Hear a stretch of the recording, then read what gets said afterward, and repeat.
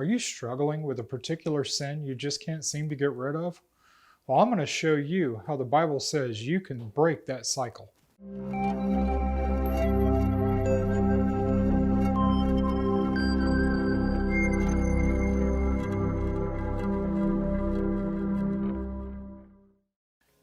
Hey there, my name's Trey Murray, and I know what it's like to be stuck in the cycle of sin. You feel powerless, hopeless against it. But I'm here to tell you there is hope. With God's help, you can overcome the cycle of sin. The first step is you need to understand the root of your sin. Matthew 15:19 says, "For from the heart come evil thoughts, murders, adulteries, sexual immoralities, thefts, false testimonies, blasphemies." These things, they don't just appear and the devil doesn't make you do them. They come from your own heart. And when you realize that it's your heart that is wrong, that it's your heart that's in the wrong place, then God can start to transform you and turn you into a new person. But it all relies on this first step, on understanding you are the source of this sin. Next, you need to confront yourself and take responsibility for your actions. Lamentations 3:40 says, "Let us search out and examine our ways and turn back to the Lord." David, in the book of Psalms, repeatedly asked God to take an inventory of himself. And I'm going to encourage you to do that yourself. Sit down, write out everything you want, and in those wants, then determine which one of those is from God and which one of those is for you. If it's for you, then make a point to start wanting more of what God wants and less of what you want. Once you've taken responsibility for your actions, it's time to repent and make that change in your life. Change doesn't come overnight, and you can't initiate that change. That has to come from God. In fact, 1 John 1:9 says, "If we confess our sins, He is faithful and righteous to forgive us our sins and to cleanse us from all unrighteousness." God has got to be the one that changes you. And you need to start trusting in Him, reading His Word, and praying to Him to remove this sin from your life. Next, find someone to help you stay on track. In James 5:16 it says, "Therefore, confess your sins to one another and pray for one another, so that you may be healed. The urgent request of a righteous person is very powerful in its effect." Find a mentor, whether they're in your church or outside of your church, but make sure they're a believer and not a gossip. When you tell a gossip all of your sins, those get shared across many networks. What you want to do is find someone you can trust and someone who is more mature in the faith. Then you'll have the right person.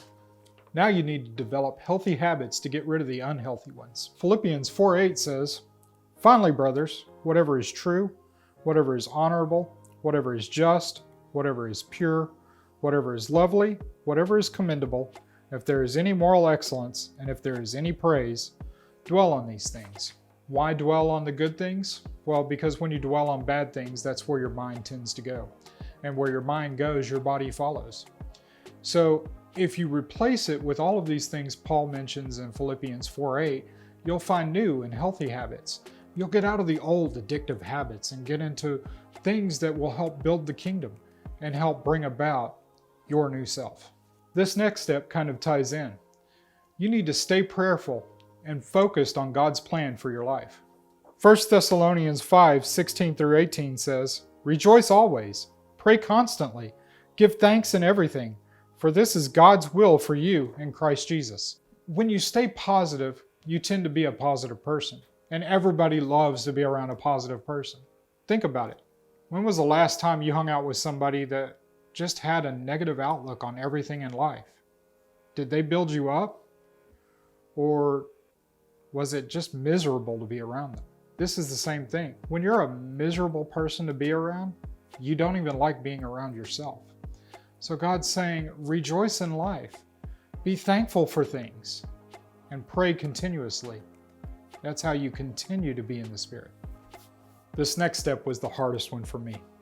Forgive yourself and others.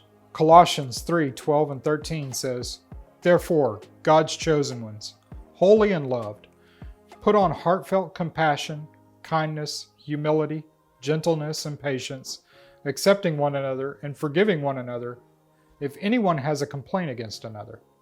Just as the Lord has forgiven you, so you must also forgive. Forgiving others has never really been a problem for me, with the exception of a few people. It was forgiving myself for the sins that I committed.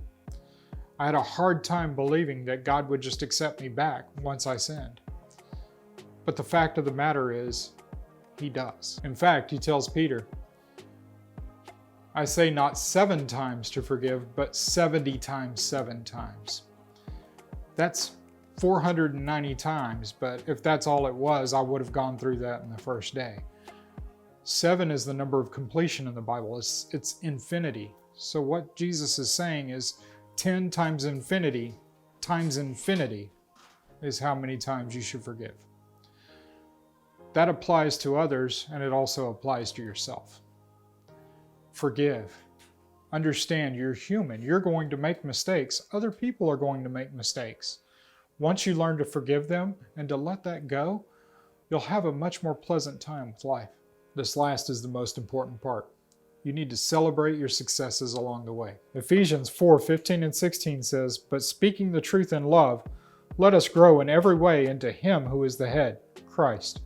From Him the whole body, fitted and knit together by every supporting ligament, promotes growth of the body for building itself up in love by the proper working of each individual part.